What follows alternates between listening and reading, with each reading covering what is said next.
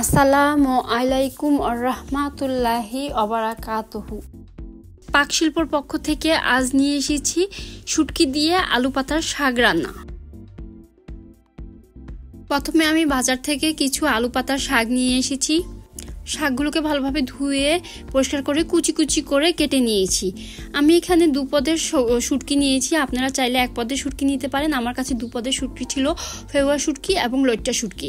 তারপরে নিয়েছি পেঁয়াজ কুচি, রসুন কুচি ও কাঁচামরিচ।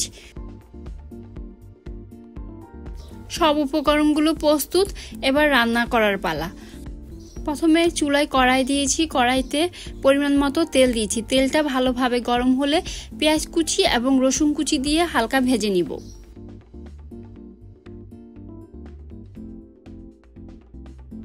পেঁয়াজ কুচি এবং রসুন কুচি ভালোভাবে ভাজা হলে এবার গরম করে ধুয়ে রাখা লইট্টা শুটকি এবং ফেওয়া শুটকিটা দিয়ে ভালোভাবে ভাজতে থাকবো। ভাজতে ভাজতে ফেওয়া শুটকির কাঁটাটা আলাদা হয়ে যাবে, তখন আমি আলাদা করে নিব। ফেওয়া শুটকি এবং লইট্টা শুটকিটা যত ভালোভাবে ভাজবে তরকারিটা তত মজা হবে। শুটকিটা অনেক ভালোভাবে ভাজার পরে আমি সামান্য আদা রসুন বাটা এবং পরিমাণ মতো হলুদের গুঁড়া দিয়ে হালকা ভেজে নিব। আদা রসুন বাটা এবং হলুদের গুঁড়া দিয়ে হালকা ভাজার পরে সামান্য পরিমাণ পানি দিয়ে দিব, পরিমাণ মতো মরিচের গুঁড়া এবং স্বাদ মতো লবণ দিয়ে মশলাটাকে কষিয়ে নিব।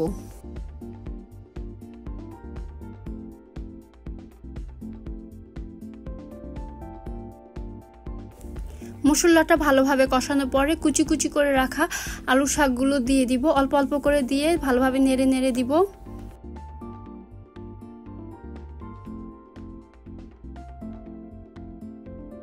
একবার কিছুটা দিয়ে নেড়ে কমানোর পরে আমি বাকি শাকটা দিয়ে আবারও ভালোভাবে নেড়ে দিব।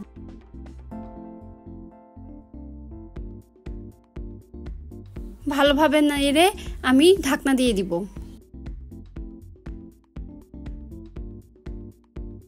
কিছুক্ষণ পরে আমি ঢাকনা তুলে আবারও শাকটাকে ভালোভাবে নেড়ে দিব। যেই পানিটা বের হয়েছে শাক থেকে, এই পানিটাতেই নেড়ে নেড়ে ভালোভাবে আমি শাকটাকে শুকিয়ে নিব। শাকটা খানিকটা পানি শুকিয়ে আসলে আমি মরিচ ফালি করে রেখেছিলাম, সেই মরিচগুলো দিয়ে দিব।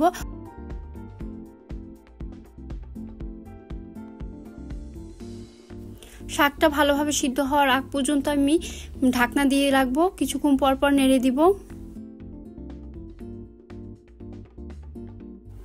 শাকটা নাড়তে নাড়তে পানিটা শুকিয়ে গেল, তৈরি হয়ে গেল আমার শুটকি দিয়ে আলু পাতা রান্না।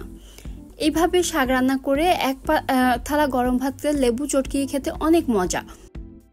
ভিডিওটি ভালো লাগলে পরবর্তী ভিডিও দেখার জন্য আমন্ত্রণ রইল এবং সাবস্ক্রাইব, লাইক, কমেন্ট, শেয়ার করে আমাদের পাশে থাকার জন্য অনুরোধ করা হইল। আজ এই পর্যন্তই। আল্লাহ হাফেজ।